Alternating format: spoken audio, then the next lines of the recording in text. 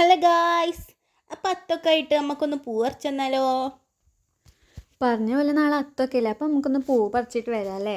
കാശിക്കുട്ടന് സത്യമായി എപ്പോഴോ പോയിട്ട് പൂവൊക്കെ പറിച്ചില്ല വരവാണ്. കാശിക്കുട്ടൻ കുറേ നേരമായി പറയണു പൂ പറിക്കാൻ കൊണ്ടുപോകുമെന്ന്. അങ്ങനെ സത്യമായി ഒരുവിധം എന്താക്കി പൂ പറിക്കാൻ കൊണ്ടുപോയതാണെന്ന് തോന്നണേ. പിന്നെ പൊന്നു നമ്മളെയും കാത്ത് കുറേ നേരം നിന്നതാട്ടോ അവളെ വീട്ടിൽ. അങ്ങനെ ലാസ്റ്റ് ഞങ്ങളെ കാണാതായപ്പോൾ അവൾ പൊന്നുവിൻ്റെ വീട്ടിലും കിങ്ങിണീൻ്റെ വീട്ടിലൊക്കെ പോയി വിളിച്ചിരുന്നു.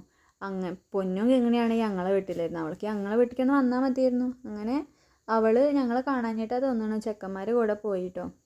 അവർ കുറേ നേരത്തെ എത്തിയിട്ടുണ്ട്, അതുകൊണ്ട് തന്നെ പൂവൊക്കെ പറിച്ചിലിരുത്താണത്. ഞങ്ങൾ പാടത്തേക്കാണ് കേട്ടോ പൂ പറിക്കാൻ വന്നത്. കുട്ടികളെ കൂടെ പോകുമ്പോൾ ഒരു പ്രത്യേക രസമല്ലേ, അവൾ കളിയും ചിരിയും പിന്നെ അങ്ങോട്ടും ഇങ്ങോട്ടുമുള്ള ട്രോളലും തഗ്ഗും ഒക്കെ പാടെ നല്ല രസമായിരുന്നു പോയപ്പോൾ. പാടത്താണെങ്കിൽ കുറേ മഞ്ഞപ്പൂക്കൾ ഉണ്ടായിരുന്നു കേട്ടോ. പഞ്ഞപ്പൂക്കളും പിന്നെ കുറേ കതിരുകളൊക്കെ ഉണ്ടായിരുന്നു. അങ്ങനെ മഞ്ഞപ്പൂക്കളും കതിരുകളൊക്കെ പറിച്ച് അങ്ങോട്ടും ഇങ്ങോട്ടും കുറേ വീഴലും ഉന്തിടലൊക്കെ കഴിഞ്ഞ് ഞങ്ങൾ നേരെ വീട്ടിലേക്ക് പോരാൻ നിൽക്കുമ്പോഴാണ് പൊന്നും കിങ്ങിണിയും കൂടെ പൊരിഞ്ഞടി. എന്തിനാണോ എന്തോ കുറേ നേരമായി തുടങ്ങിയിട്ട് അങ്ങോട്ടും ഇങ്ങോട്ടും ഒന്നും രണ്ടും പറഞ്ഞ് വെറുതെ തമാശയ്ക്ക് തുടങ്ങിയതാണ്. പിന്നെ പൂക്കളോണ്ടായിട്ടോ അടി.